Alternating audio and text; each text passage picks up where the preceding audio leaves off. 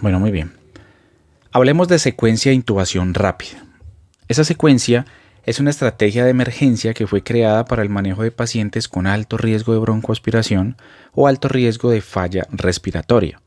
Esa secuencia fue creada en aproximadamente los años 1970 por dos médicos, Steve y Zafar. Steve, un médico anestesiólogo, y Zafar, un médico que hoy por hoy es considerado como el padre de la reanimación moderna. Como su nombre lo indica, es una secuencia, es una serie de pasos que debemos cumplir en orden para poder cumplir el objetivo de la intubación endotraqueal. Esta secuencia de intubación rápida consta de 7 pasos. El primer paso hace referencia a la preparación rápida antes del procedimiento, es decir, verificar que tengamos el talento humano y los recursos suficientes para poder cumplir con el procedimiento. Número 2. La preoxigenación, que es uno de los pilares fundamentales y diferenciadores de otros métodos de intubación endotraqueal. Número 3. La premedicación, que es la administración de medicamentos que nos van a ayudar a mitigar efectos adversos consecuentes de la laringoscopía, como por ejemplo aumento de la presión intracraneana, bradicardia, etcétera, que vamos a ir viendo poco a poco. Cuarto paso, la protección del paciente y el posicionamiento. Número 5. La inducción del sueño y la parálisis o el uso de los relajantes musculares. Sexto paso, la intubación endotraqueal propiamente dicha. Y el séptimo paso, el manejo básico posintubación. En el paso número 1 hablábamos de tener la preparación rápida antes del procedimiento. Aquí hay que verificar muchas cosas. Lo primero es tener presente si tenemos completo el equipo necesario. Y cuando hablamos del equipo, hablamos del talento humano en salud, es decir, los profesionales suficientes, jefes de enfermería, terapeutas respiratorios, auxiliares de enfermería y los médicos necesarios para poder cumplir con el procedimiento. También debemos verificar que tengamos las herramientas, los recursos suficientes, que hayan cánulas de Guedel, que hayan sistemas de succión, tubos suficientes, máscaras laringeas, etc. Y ya vamos a ver cuáles son los insumos que debemos tener en cuenta para poder llevar una adecuada secuencia de intubación. Número 2. Debemos tener presente los elementos de protección personal. Esto es una secuencia que tiene múltiples riesgos, inclusive uno de los riesgos que se trata de mitigar con esa secuencia es la disminución en la probabilidad de regurgitación de los pacientes. Pero no quiere decir que haya un 100% de probabilidad de que no ocurra esto. Entonces debemos protegernos para no tener contacto con posibles fluidos emitidos por los pacientes. Número 3. La monitorización constante del paciente. Los 3 pilares fundamentales en la secuencia de intubación es la vigilancia de la saturación de oxígeno, la tensión arterial y la frecuencia cardíaca. Esto debe ocurrir desde antes de empezar a hacer el proceso hasta continuar y terminar el proceso de secuencia de intubación e incluso continuar después durante el tiempo que el paciente se encuentre bajo ventilación mecánica. Y finalmente el cuarto paso, dentro de este primer paso, es la evaluación de la vía aérea. Necesitamos verificar si este paciente cuenta con una vía aérea difícil o no para saber de qué manera tenemos que prepararnos. Claramente cuando nosotros vamos a intubar un paciente bajo un proceso programado, por ejemplo una consulta preanestésica, tenemos la posibilidad de cumplir con muchos criterios y muchas escalas para poder estratificar esos pacientes con relación a la vía aérea. Pero en urgencias, que es donde generalmente se aplica esa secuencia de intubación, aunque también es aplicada claramente en procesos quirúrgicos, necesitamos de manera emergente poder evaluar las características de esta vía aérea. Entonces vamos a utilizar, por ejemplo, los criterios del EMO, que son un acrónimo que ya vamos a ver, y también podemos utilizar que dentro de estos criterios está la clasificación de Mallampati. Entonces, teniendo en cuenta el primer paso, vamos a verificar si tenemos los insumos necesarios. Número 1, debemos tener claramente el laringoscopio con hojas reutilizables o metálicas desechables que tenga una fuente de luz óptima. Puede pasar que si no verificamos el funcionamiento de ese laringoscopio antes, pueda fallar la luz, no tenga pilas, etc. Entonces siempre hay que verificar previamente a la intubación el funcionamiento del laringoscopio. Debemos tener diferentes tubos endotraqueales en los diferentes tamaños, tanto pediátricos como en adultos. Debemos tener eso siempre dentro de nuestro carro de paro o nuestros insumos para el proceso de intubación. Debemos tener guías maleables para el tubo endotraqueal y un spray lubricante.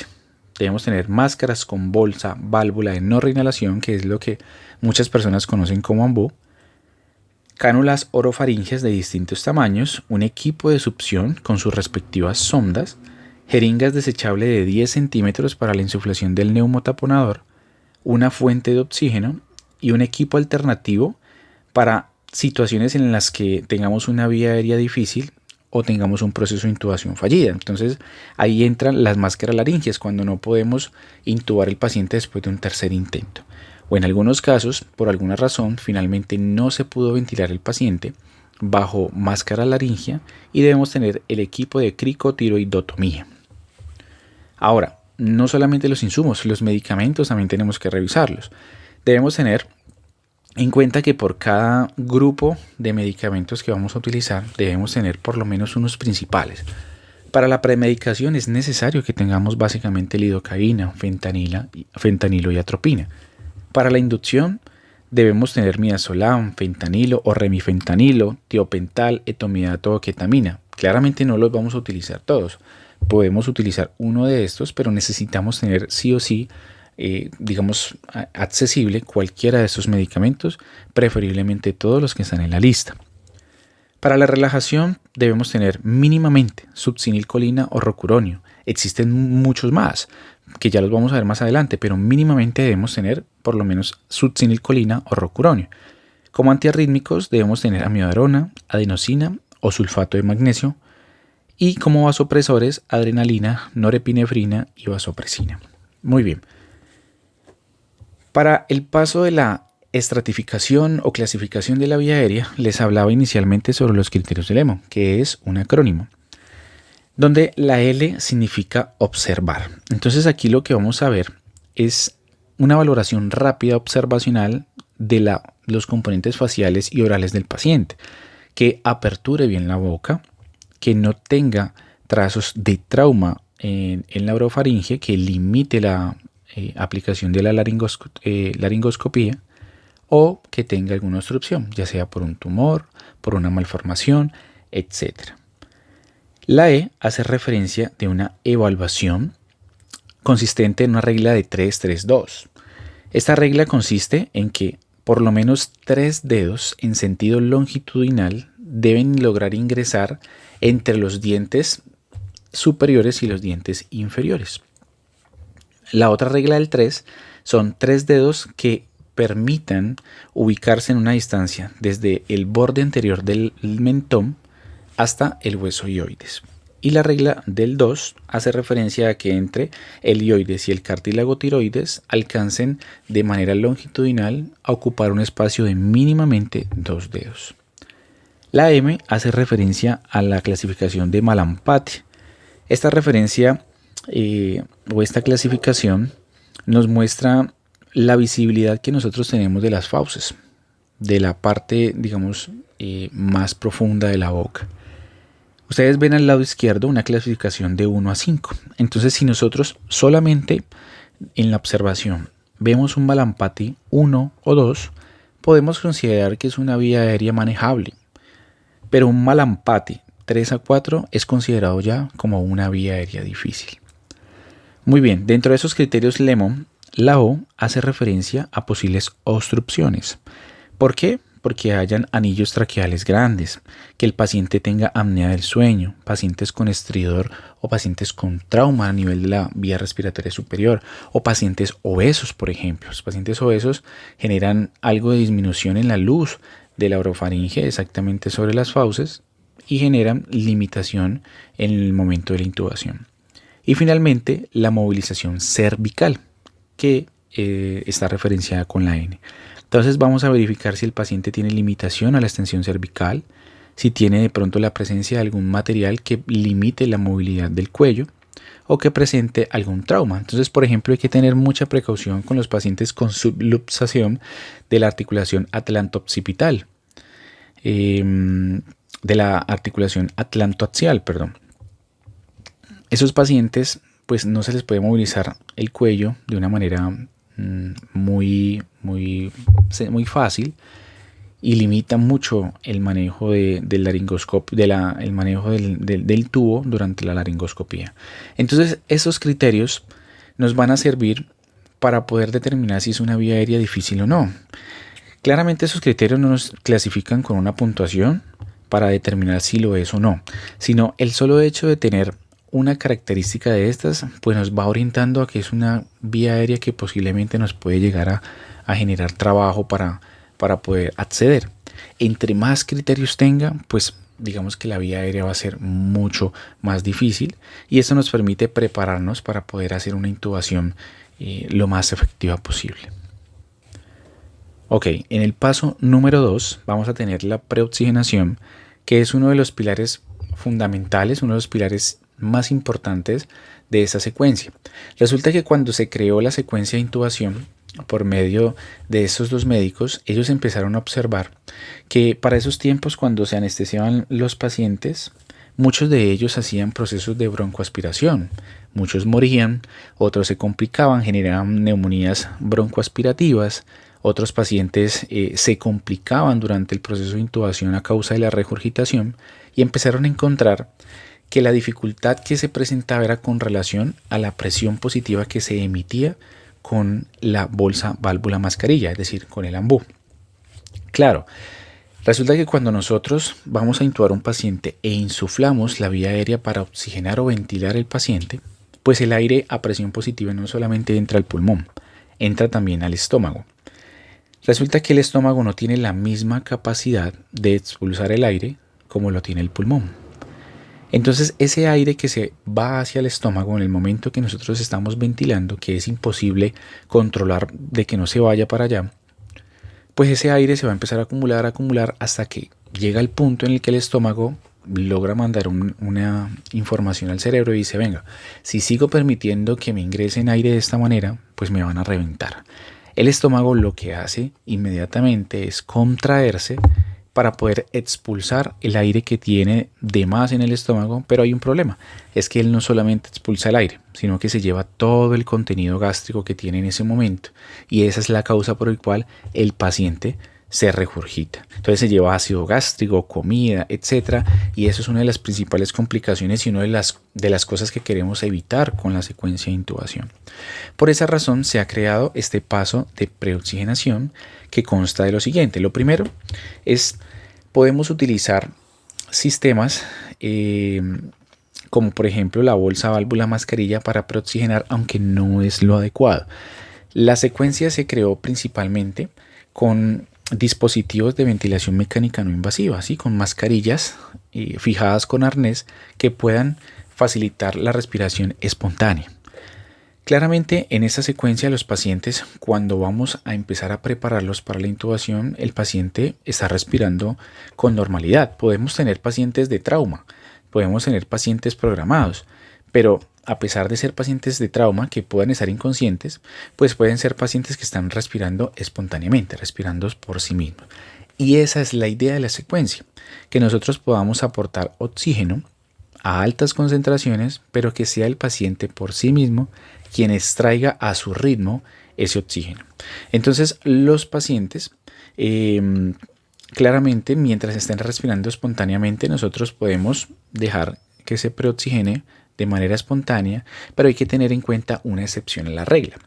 Puede pasar que durante la secuencia se modifique un poco esa secuencia a una intubación retardada, por ejemplo, o a una intubación emergente, que son las dos otras estrategias que les comentaba al inicio.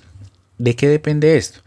Si el paciente respira espontáneamente, vamos a administrar, si utilizamos el ambú, el oxígeno con la bolsa quieta. No vamos a comprimir absolutamente nada, porque el hecho de comprimir la bolsa del ambú genera presión positiva que puede chocar con el flujo del paciente cuando está respirando. Entonces puede que el paciente esté exhalando y en el momento que usted está ingresando el aire, choque la aspiración con ese flujo de aire que usted está tratando de ingresarle al paciente. El paciente lo que va a sentir es azar, se va a sentir intranquilo, va a empezar a ponerse taquicárdico, taquimnéico por tratar de luchar con un dispositivo que no debería estar luchando con él. Entonces la intubación, la preoxigenación consta de, si utilizamos el ambú, dejar la mascarilla de anestesia, la mascarilla que tiene el ambú, fijado sobre la cara, tratando de evitar fugas posibles alrededor de la mascarilla y dejar la válvula, dejar la bolsa quieta y que el paciente extraiga el oxígeno de manera espontánea. Pero puede pasar algo, y es que el paciente haga apnea, haga una parada cardiorrespiratoria. Pues ahí cambia un poco el juego. Ya no podemos dejar la bolsa quieta. Si el paciente ya no respira por sus propios medios, pues claramente debemos hacer una asistencia ventilatoria. Y ahí sí debemos empezar a comprimir la bolsa para generar presión positiva y poder ventilar el paciente. Pero ya esto cambiaría todo el panorama. Ahora, la preoxigenación cambia cuando nosotros utilizamos los medicamentos llamados inductores del sueño. Cuando el paciente deja de respirar por sí solo, ya debemos empezar a asistir ventilatoriamente al paciente. Esta preoxigenación no debe ser inferior a 3 minutos. Puede ir de 3 a 5 minutos. Si se requiere más, no hay ningún problema, pero generalmente pues uno ocupa ese tiempo o ese lapso de tiempo de 3 a 5 minutos. ¿De qué depende que nos detengamos? Lo importante es que la saturación de oxígeno esté lo más cercana posible a un 100%. ¿Qué oxígeno vamos a utilizar? Vamos a utilizar una administración de oxígeno con una FIO2 al 100%. Entonces vamos a tratar de ubicar el flujómetro a 15 litros por minuto, que es lo que generalmente nosotros tenemos de flujómetros en las clínicas. Existen flujómetros que aportan un flujo mayor, pero generalmente en las paredes de las clínicas pues tenemos flujómetros que dan máximo 15 litros y lo llevamos a tope para tratar de llevar por lo menos a un aproximado del 100% de la FIO2. Muy bien, en el paso número 3 tenemos la premedicación. Esos medicamentos se dan de 1 a 3 minutos antes de la inducción. Esos medicamentos fueron creados para poder mitigar los efectos adversos ocasionados por la intubación y la laringoscopía. Resulta que durante este procedimiento observaban que los pacientes se les aumentaba la presión intracraneana, que otros pacientes les daba bradicardia, a otros pacientes se les aumentaba la presión intraocular.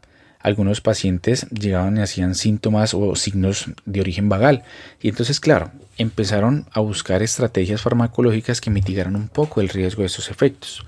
Entonces, encontraron que la lidocaína y el fentanilo tienen unos buenos efectos a nivel cardiovascular, disminuyendo esa presión intracraneana, disminuyendo el proceso o la presencia de bradicardias, por ejemplo. Esto hablando tanto de la lidocaína como el fentanilo. Claramente, la lidocaína pues tiene unas fortalezas en otras cosas un poco mayores que en el fentanilo, sin contar sin decir que la lidocaína es mejor que el fentanilo, y es que la lidocaína tiene un efecto antiarrítmico. Entonces uno empieza a contextualizar al paciente y decir, bueno, si este paciente tiene riesgo de generarme una fibrilación ventricular o de generarme una arritmia, pues voy a utilizar como premedicación la lidocaína. ¿A qué dosis? A 1.5 miligramos por kilogramo de peso.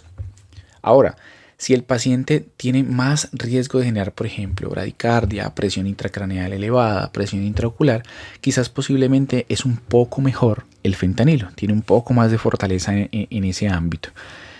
¿A qué dosis lo vamos a utilizar? A una dosis de 2 microgramos por kilogramo de peso. Por último, tenemos la atropina. Es un medicamento más utilizado en pediatría que en adultos. En adultos se utiliza en un contexto un poco más limitado. Entonces, hablábamos que debemos tener presente que la frecuencia cardíaca debe tener un límite y por eso la monitorizamos. No debemos hacer procesos de intubación con una frecuencia, preferiblemente, porque puede pasar que nos toque hacerlo, pero preferiblemente no una frecuencia cardíaca menor a 60 latidos por minuto. Ahí es donde entra la atropina. O si tenemos riesgo de que el paciente haga bradicardia, pues vamos a utilizar la atropina.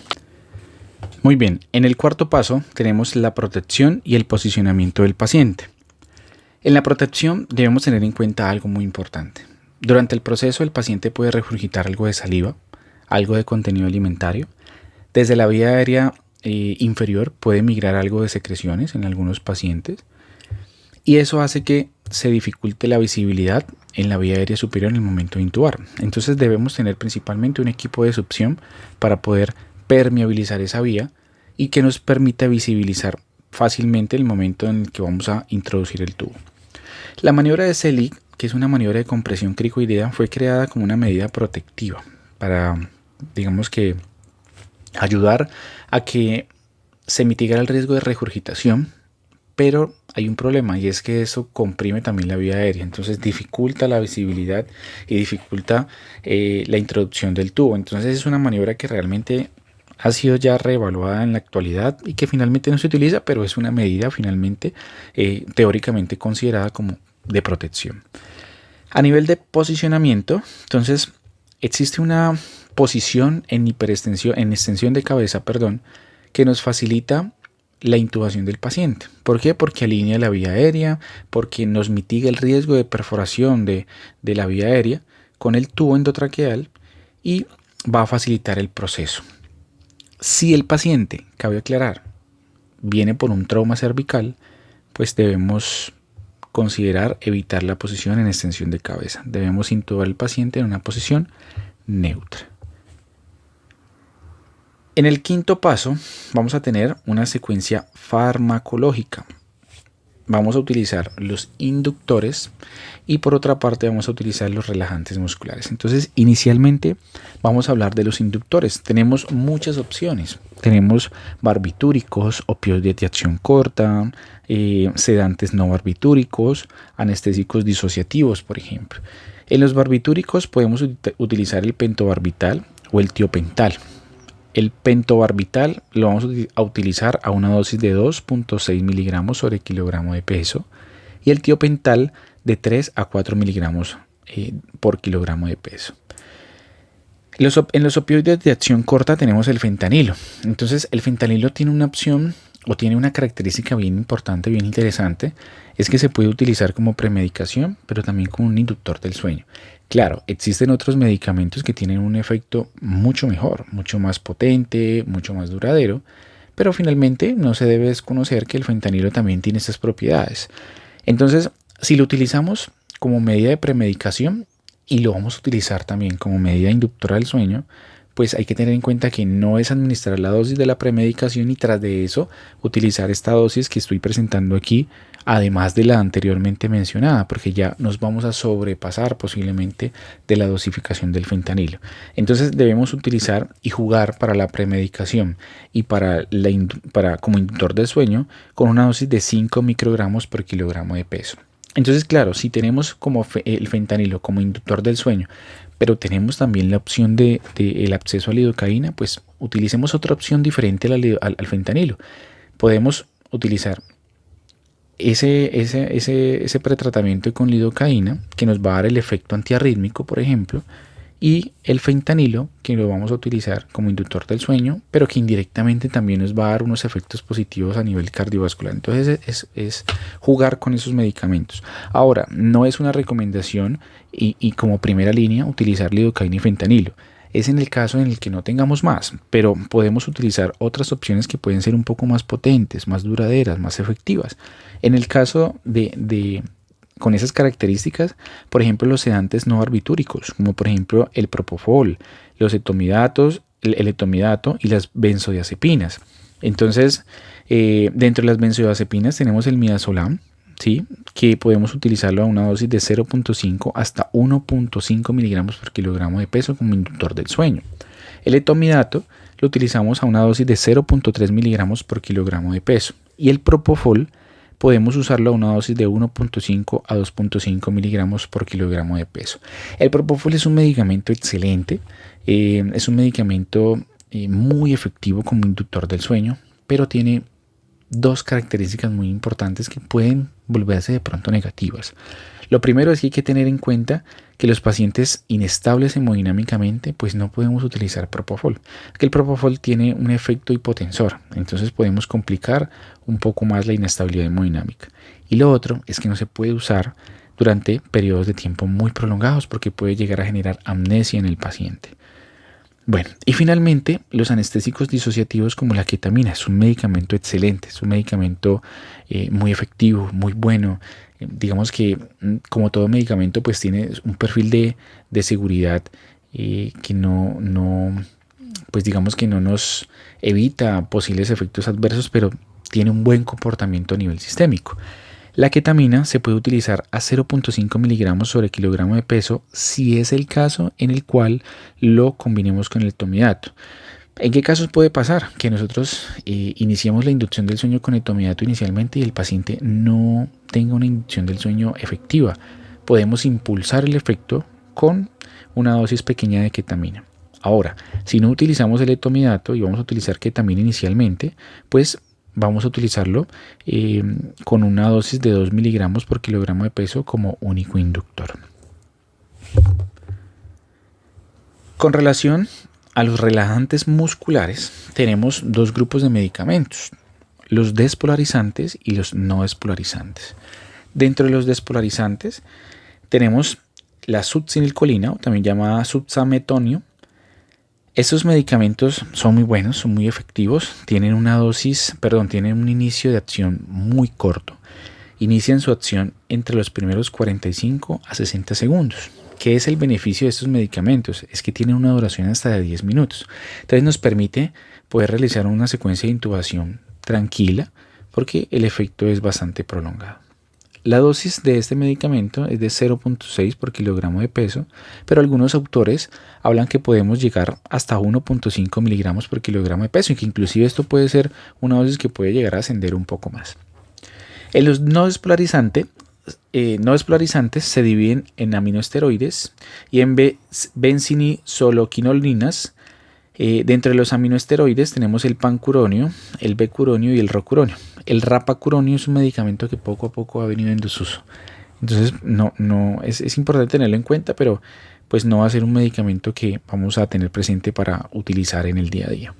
El pancuronio lo vamos a utilizar a 0.06 a 0.1 miligramos por kilogramo de peso, el becuronio de 0.08 a 0.1 miligramos por kilogramo de peso, el rocuronio, que es ampliamente utilizado en los servicios de urgencia a nivel mundial, de 1 a 1.2 miligramos por kilogramo de peso.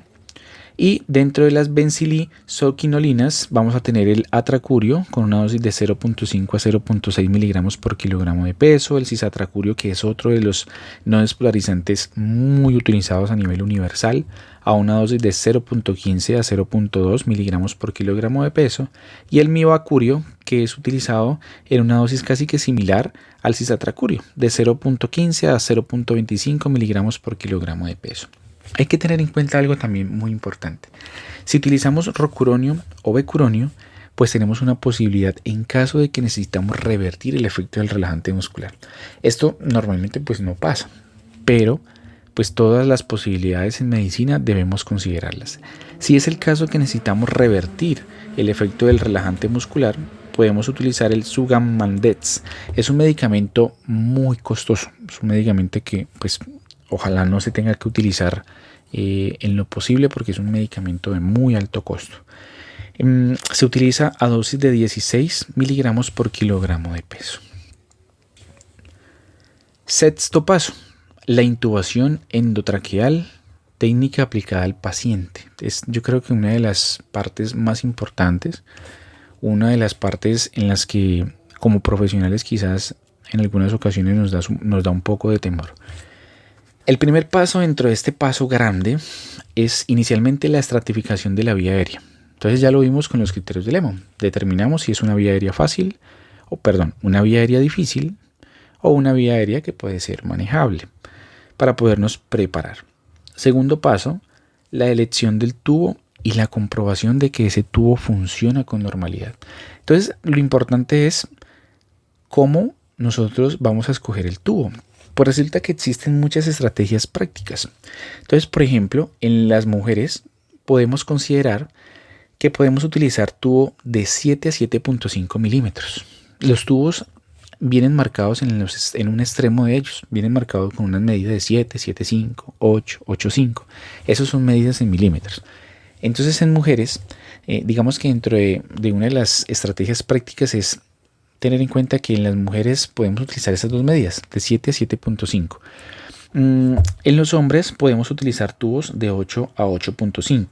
Ahora, usted puede preguntarse o puede pensar que los pacientes que de pronto, independientemente sean mujeres o sean hombres, sean bajitos, sean más grandes, hombres que tengan características físicas de mujeres, pues no va a aplicar esa medida posiblemente del tubo. Entonces existe otra estrategia un poco más precisa. Es que los pacientes que midan menos de 1.60 metros o 160 centímetros, es decir, inferior a esa medida, podemos utilizar tubos de 7 a 7.5 milímetros. Las personas que midan de 160 a 175 centímetros, vamos a utilizar tubos de 7.5 a 8. Y las personas, independientemente de su género, que midan más de 175 centímetros, vamos a utilizar tubos de 8 a 8.5. Entonces, esa es una estrategia un poco más precisa para la medición y la escogencia del tubo. Ahora, ¿cómo vamos a comprobar de que el tubo funcione correctamente? Lo primero es revisar los extremos del tubo, que estén permeables, que no estén fisurados, que no estén partidos y que no le falte ningún elemento. En la parte inferior del tubo vamos a verificar algo que se llama neumotaponador. Es una bolsita inflable que nosotros vamos a insuflar en el momento que introduzcamos a la vía aérea superior el tubo. ¿Qué pasa? Este neumotaponador puede venir averiado, puede estar dañado, puede estar perforado y tener fugas. Muchas veces pasa que el médico realiza la intubación traqueal sin fijarse en la función del neumotaponador. Cuando hace la intubación y va a insuflar el neumo, encuentra que él tenía fugas o que estaba averiado. Y resulta que eso genera pues una posible complicación, porque entonces toca retirar ese tubo, se pierde el proceso que se hizo inicialmente y tenemos riesgo de generar laringoespasmos. Y posiblemente que el paciente tenga complicaciones que no eran necesarias si hubiéramos verificado la función de ese neumotaponador antes de introducir el tubo. Entonces eso es muy importante. Y lo otro, verificar que el tubo en su trayecto no esté fisurado, no esté codado, es decir, no esté comprimido, no esté doblado y que funcione correctamente. Tercer paso, evitar movimientos en palanca en el momento de hacer la laringoscopía. Muchas personas en el momento que introducen el laringoscopio, jalan el mango del laringoscopio hacia arriba o lo empujan hacia adelante y esa no es la técnica adecuada. La técnica de la laringoscopía es llevar el vector del mango a un ángulo de 45 grados, ni hacia arriba ni hacia adelante. Básicamente es un movimiento en diagonal. Es un movimiento que debemos hacer con el fin de evitar hacer lesiones sobre la vesícula epiglótica, sobre la dentadura, etc. Bueno, ahora, para la utilización y la escogencia de la hoja del laringoscopio. Entonces hay que tener en cuenta algo. Existen hojas, o también llamadas valvas, que pueden ser rectas o pueden ser curvas. Y estas vienen también clasificadas en una numeración.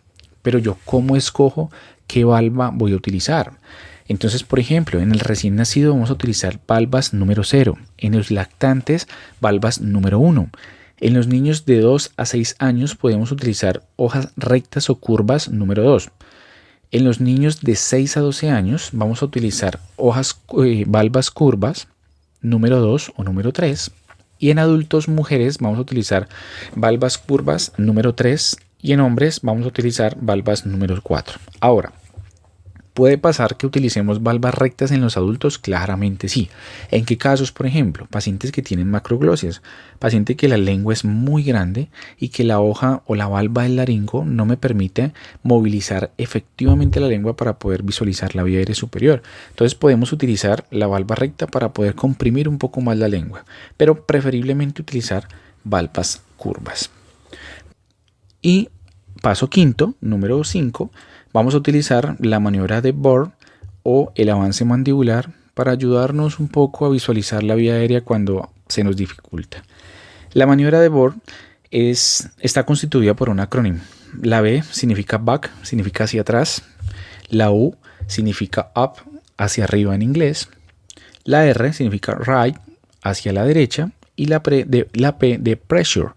Es decir, que vamos a hacer un movimiento de presión hacia atrás, hacia arriba y hacia la derecha de la glándula tiroides o de la cricoides para poder ayudar a mejorar un poquitico o elevar un poquitico esa vía aérea y que nos permita visualizar.